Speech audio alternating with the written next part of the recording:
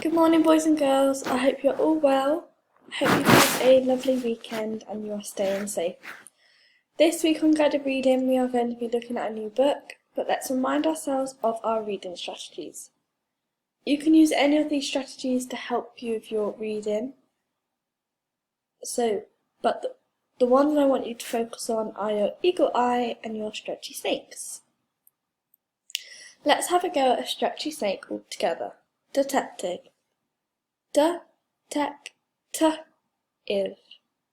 You have a go for me? Well done. Let's have a go one more time all together. Detective. De-tec-t-ive. Well done. Good work. The book we're going to be looking at this week is called Beach Detectives. So here is what our book looks like on Oxford Owl. Let's have a read. Beach Detectives.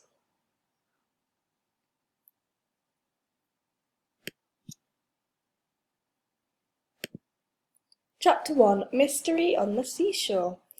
I'm winning, Glyn barked in delight as he raced ahead of his boy. Not for long, Bryn replied. Sand flew up in the air as they hurtled towards Mum, Dad, and Bryn's little sister, Alice. Careful, Mum said. You'll get sand in the sandwiches. Or bits on the birthday cake, Dad added. What have you two detectives been up to? Have you solved any crimes? Bryn knew that Dad was only joking, but he and Glyn had been hunting for clues on the beach. We found an old bottle, but it didn't have a message inside. Glyn found a shoe, but we didn't find its owner. Glyn barked in agreement. Bryn gave him a little wink. They both collapsed on the picnic rug. Alice squealed as Mum emptied the picnic basket. Mum pulled out biscuits and buns, carrots and sandwiches, and best of all, a birthday cake for Alice. For today, Dad said. He lifted out plastic plates and cups. Alice dived towards the cake, her hand stretched out to grab it.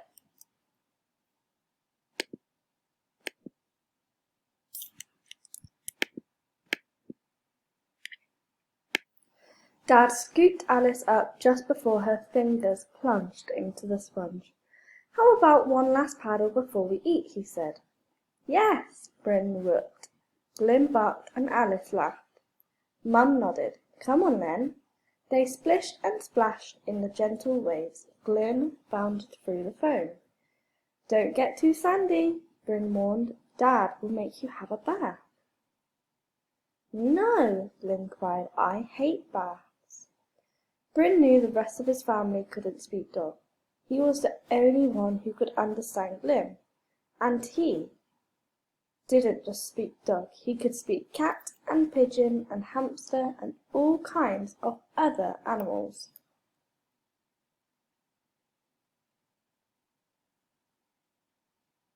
All kinds of other animal languages too. Seagulls whirled above their heads, and Bryn could hear them yelling at each other to get out of the way. Then he charged through the surf to splash Dad. Here I come, he yelled.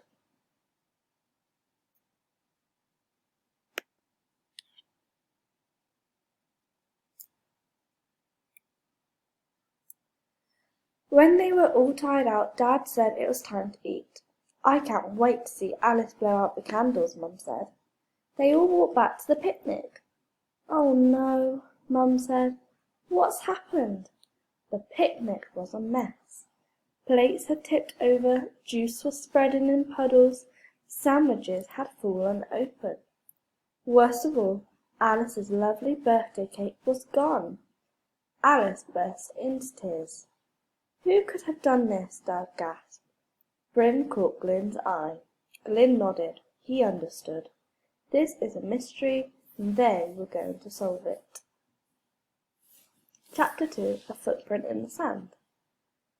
Alice sobbed. Her eyes were screwed shut, and tears splashed down her cheeks. There, Mum said. Hush, hush, Dad soothed. Bryn knew he and Glyn had to help. Could they find the cake thief and save Alice's birthday party? They had to try.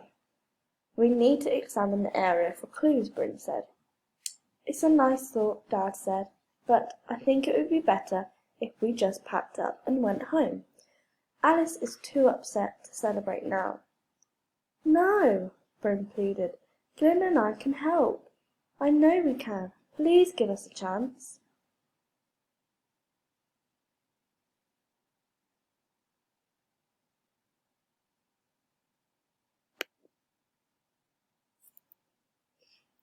Dad and Mum looked at each other. Then Dad said, "It'll take a little while for us to pack everything away. You and Glyn can investigate until we're done. But then we're going home, okay?" Bryn stood, legs wide apart. Legs wide, hands on his hips. Bryn and Glyn, beach detectives, are on the case. Glyn, hunt for clues.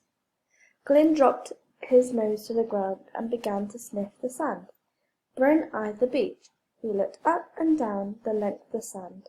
There were a few other people, lounging on towels or building sandcastles or swimming in the sea. None of them was close by. Up near the dunes was a beach cafe. A donkey was giving rides near the surf. Where was the cake thief? Dad dropped the plates and cups back into the basket. Mum soothed Alice's hair, trying to stop her tears. Glyn sniffed at shells and a stray white feather, at a curl of seaweed and a stick. He wagged his tail at each new scent. Then he gave an urgent bark. "Bryn, look!" Bryn hurried over. Glyn panted eagerly. He had found something. "What is it?" Bryn asked. Glyn stepped aside so Bryn could see. In the damp sand was the perfect impression of a U-shaped footprint. Bryn knew exactly what he was looking at.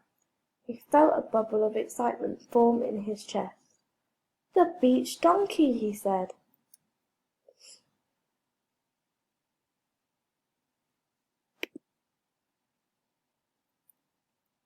Chapter 3. The Silence of the Donkey. Dad and Mum wiped sand off the spades and packed them away. Bryn and Glyn didn't have long. They ran as quickly as they could across the beach, hunting their first suspect, the beach donkey. The donkey stood at the water's edge. He had his head down and his tail flicked at imaginary flies. His brown saddle was decorated with ribbons and tassels, but they looked old and faded. As they got closer, the donkey sighed. "Oh no, this one looks heavy." "It's all right," Bryn said. "I don't want to ride." The donkey lifted his head slowly and stared at Bryn from under sleepy lashes. "Then what do you want? Leave me be. I'm very busy." "You don't look busy," Glyn said. "I'm busy thinking," the donkey explained. "You're interrupting." "Can we ask you a few questions?" Bryn said. The waves hissed as they rolled over the sand. Small birds, oyster catchers, and sandpipers yelled above their heads, but the donkey was silent. "What do you know about a birthday cake that has disappeared from our picnic?" Bryn asked. The donkey blinked a few times and then answered slowly, "Nothing." "I found your hoof print near our picnic blanket," Glyn insisted. "Where?" the donkey asked. "There." Bryn pointed to where. Mum and Dad were shaking sand out of the basket. "Oh," the donkey drooled. "I was there this morning when the tide was in. That's why my hoof print is near your blanket. But I haven't been up there for hours." Bryn let his excitement drain away, like air from a dropping balloon. Their clue wasn't a clue after all. "Did you see anyone else go near our blanket?"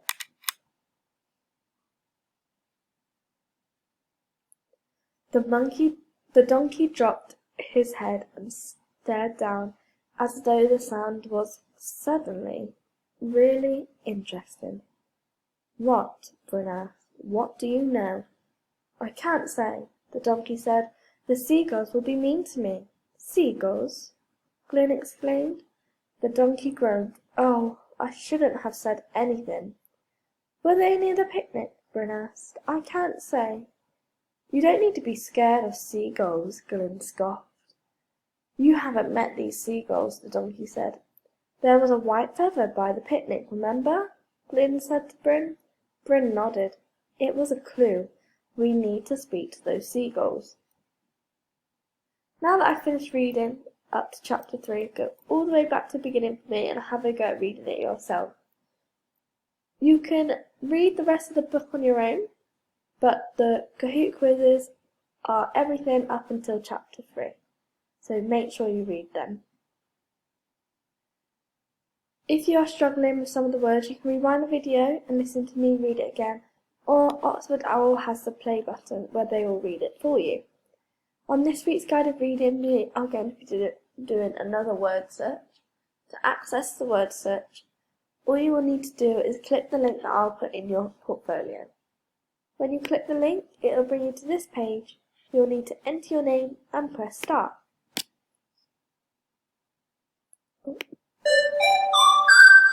You'll need to press start again and find all the words down the side in your word search. Don't forget to send me a picture of your lovely work. Enjoy and have fun!